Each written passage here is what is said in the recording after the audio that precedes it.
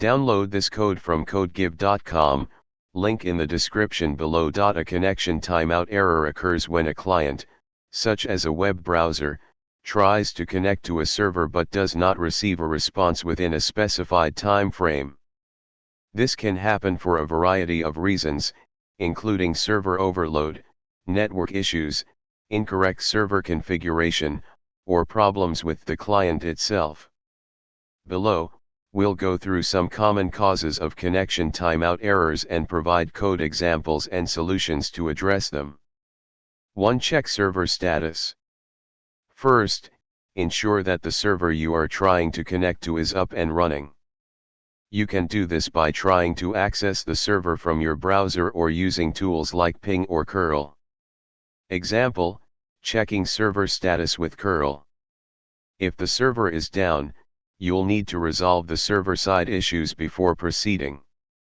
2. Review network configuration.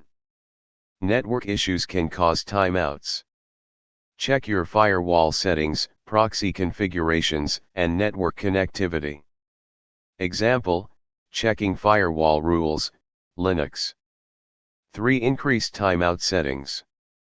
If you're developing an application and facing timeout errors, you might need to increase the timeout settings in your code. Example, increasing timeout in Python requests. 4. Optimize server response time. If your server is slow to respond, optimize your server configuration or the code that handles requests. For example, if you're using a web framework like Flask, consider using caching to speed up responses. Example, using Flask caching. 5. Debugging with logs. Check your server logs for any errors or warnings that might indicate why the server is not responding in a timely manner. Example, viewing Apache logs. 6. Adjust client-side settings. In some cases, the client might have its own timeout settings. For example, if you're using an HTTP client library, you may need to adjust the timeout settings there. Example, adjusting timeout in JavaScript Fetch API.